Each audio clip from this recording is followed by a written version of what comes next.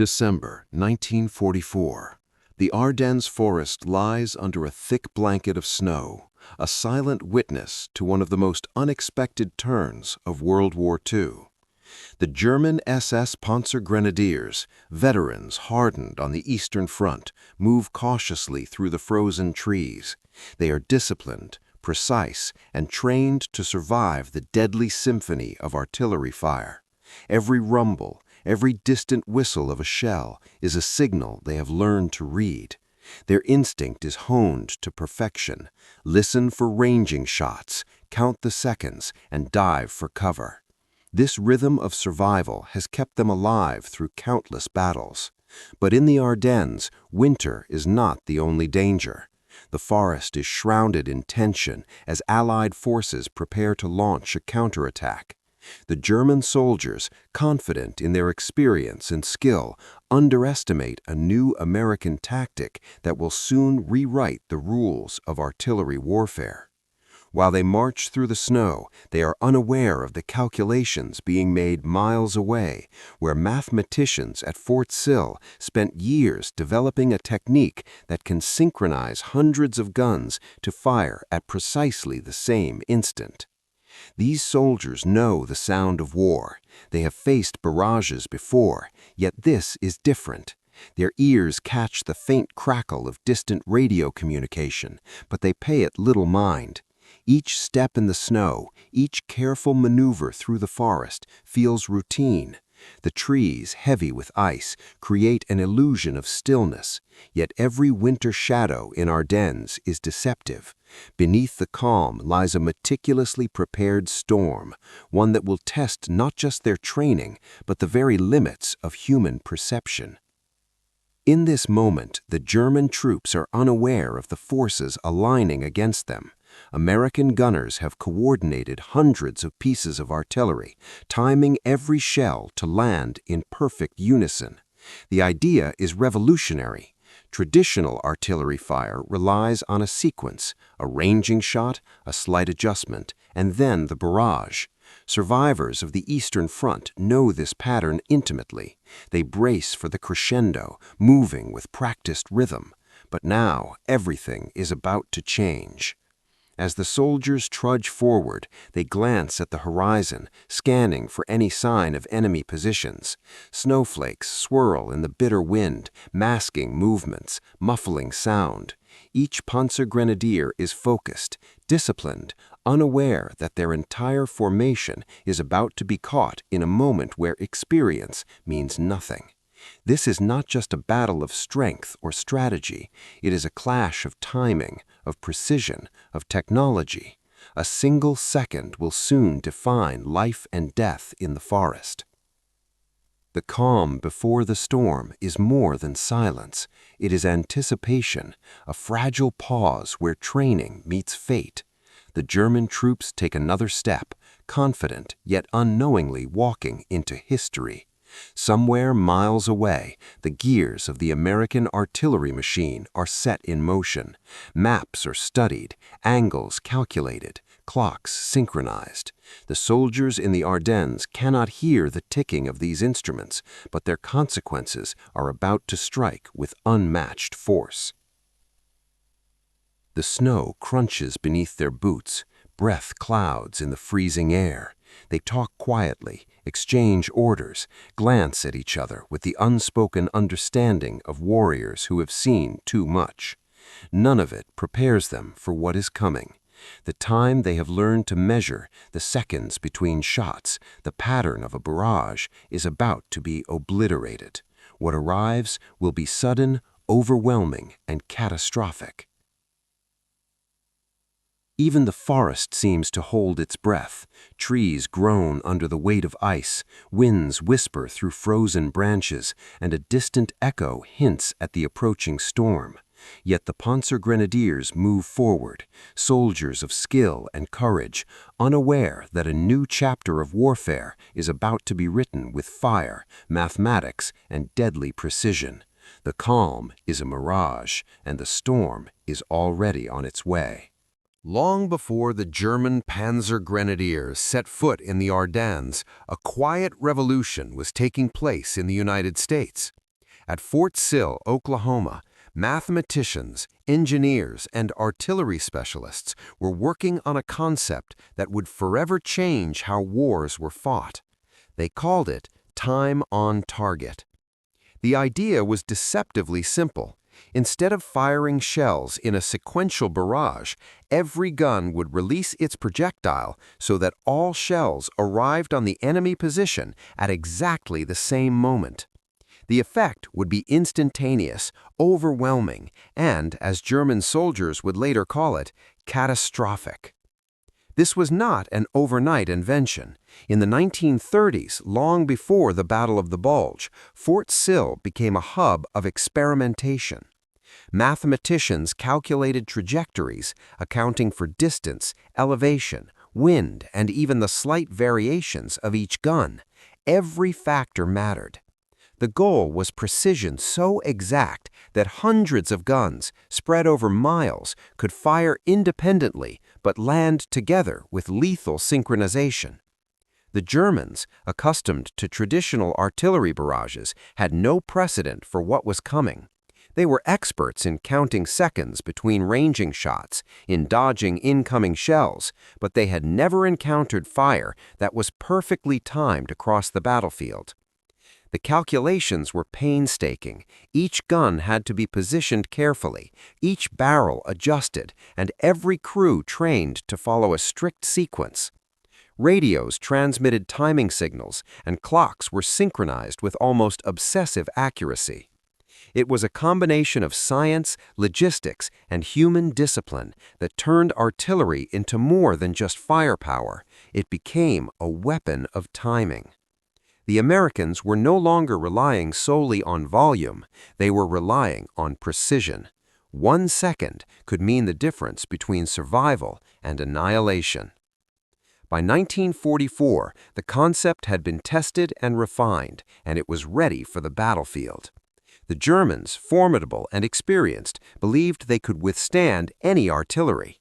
They were used to sequential barrages, where shells arrived in predictable intervals. They counted seconds, took cover, and often survived. But time on target ignored these rules entirely. Instead of warming and anticipation, it delivered total, sudden destruction. When the technique was implemented at Dom Bütgenbach, it involved hundreds of guns, each assigned a precise role. Some were positioned on ridges, some in forests, some hidden behind hills, all converging their fire on a single target zone. Artillery observers, sometimes kilometers away, coordinated the timing. Maps were cross-referenced, distances measured to the meter. The synchronization was so meticulous that when the first shell was fired, the entire barrage was already in motion, invisible and unstoppable. This revolution in artillery was more than just numbers. It required trust in the calculations, trust in the gunners, and faith in the unseen forces of physics. A single mistake in timing could ruin the effect entirely. But when executed perfectly, time on target was unlike anything the battlefield had seen before. It turned entire defensive positions into instant death zones. German soldiers who experienced it called it shocking, unbelievable, and impossible to survive. By combining science and warfare, Fort Sill mathematicians had created a hammer of fire that struck not with a pattern, but with perfection. Each shell arriving simultaneously magnified the destructive effect, leaving no chance for response. The Germans could not take cover in time, they could not adjust, and they could not react. It was sudden, overwhelming, and terrifying, a demonstration of how precision could surpass brute force. Time on target was not just a tactic, it was a statement. It proved that the future of warfare would be dictated by innovation, mathematics, and careful planning as much as by courage and weapons. When the Panzergrenadiers faced this onslaught in the Ardennes, they would witness a new form of artillery, one where the battlefield itself seemed to explode in an orchestrated instant. It was a weapon that redefined what artillery could do, and a warning that the rules of war were being rewritten by those who understood both numbers and fire. December 1944. Dom Bütgenbach, Ardennes Forest. The German SS Panzergrenadiers advance cautiously through the snow, confident in their training, certain they know what to expect. They have faced artillery before. They have learned to measure the seconds between ranging shots, to anticipate the pattern of a barrage, to take cover at the precise moment. Experience tells them they can survive almost anything. But today, experience will be meaningless. The Americans have prepared something new, something the Germans cannot yet comprehend. Hundreds of guns, spread across miles of terrain, are ready. Each gun has been carefully positioned, its angle calculated, its timing synchronized with a precision that seems impossible. The soldiers at Fort Sill had spent years perfecting this method. Today, it is no longer theory, it is execution. Every shell is scheduled to hit at the exact same moment, creating a thunderous wave of destruction that arrives without warning. As the Panzergrenadiers move forward, the first signs of the attack are subtle. There is no warning volley, no preliminary barrage, just the cold winter silence, the crunch of snow under boots, and the faint whisper of the forest wind. Then, in an instant, everything changes. 100 American shells land simultaneously across their position. The sound is deafening, a concussive shock that shakes the trees, rattles the snow, and hurls men to the ground. There is no time to react, no sequence to follow, no pattern to anticipate, just sudden, total devastation. The German soldiers scramble instinctively, diving for whatever cover they can find, but there is none sufficient. Trunks of trees are splintered, foxholes collapse, and the snow itself becomes a weapon as it is thrown into the air by explosions. Artillery fire has always been terrifying, but never like this. Survivors would later describe it as a wall of steel, a moment where time itself seemed to stop, and yet everything around them was annihilated.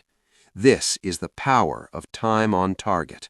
The mathematics, the calculations, the meticulous coordination, all converge in a single instant.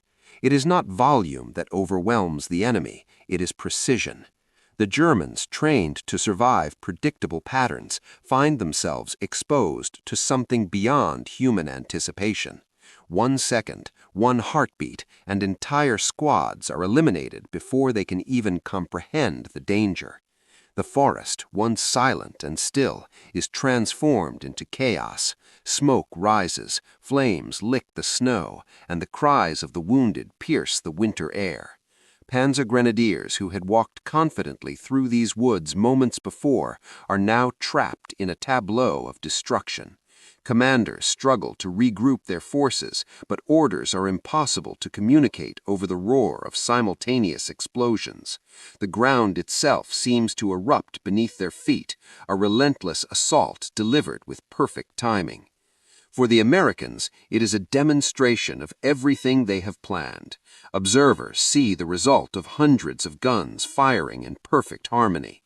The target area is completely neutralized. No single shell could have achieved this. No sequential barrage could match the effect. It is total annihilation, orchestrated with mathematical precision, and the Germans are powerless to stop it. Even after the barrage ends, the impact is clear. Entire defensive positions have been destroyed. Soldiers lie where they fell, frozen in the snow, survivors stunned by the speed and intensity of the attack.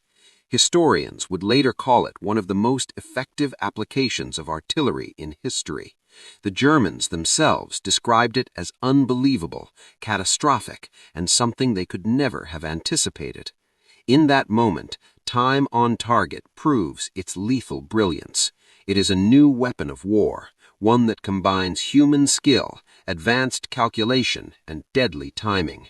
The battlefield has changed forever.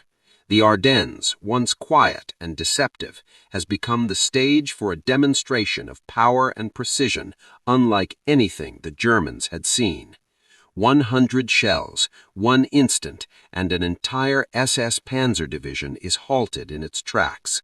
The hammer has fallen, and the forest will never forget the sound. The impact of the American artillery barrage at Dom Bütgenbach was immediate and overwhelming, but the success of time on target extended beyond a single moment of destruction. What made it truly decisive was not just the explosions themselves, but the strategic planning that guided them.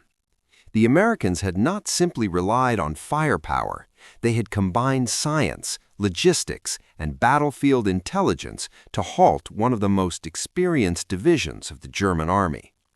The SS Panzer Grenadiers were not an ordinary force. They were veterans of the Eastern Front, skilled, disciplined, and ruthless. Stopping them required more than bravery. It required coordination on a scale rarely seen in warfare. 348 American guns were involved in the operation, spread across ridges, forests, and hidden valleys. Each was positioned to cover a specific sector of the battlefield, every barrel aimed with meticulous precision. Artillery observers, stationed at vantage points miles away, tracked the movement of German troops, relayed information, and adjusted coordinates in real time. Communication lines were maintained under extreme conditions, ensuring that every shell fired contributed to the synchronized impact that would immobilize the enemy. As the SS Panzer Grenadiers pressed forward, the barrage did more than inflict casualties. It disrupted command, shattered formations, and destroyed vehicles. Entire units were forced to stop, trapped in frozen positions, unable to regroup. The Germans attempted to maneuver, to counterattack, but the American artillery covered every approach. Each gun's fire complemented the others, creating overlapping zones of destruction that left no escape.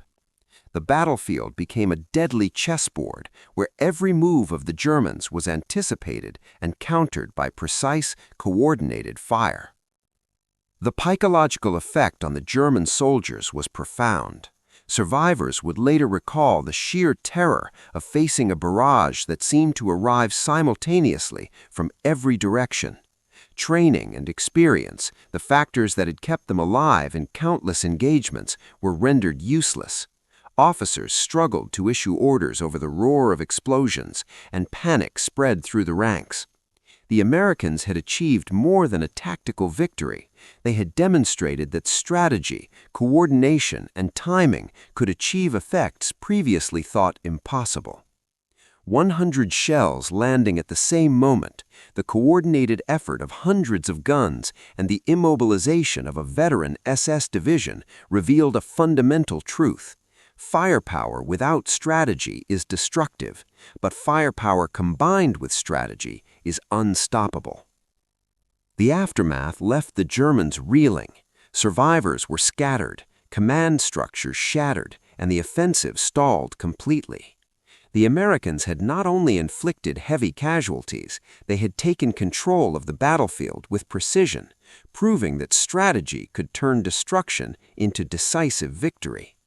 Time on target was no longer just a tactic. It was a weapon that controlled both space and time, a demonstration of how artillery could shape the course of history. The devastation at Dom Bütgenbach was only the beginning of time on target's legacy.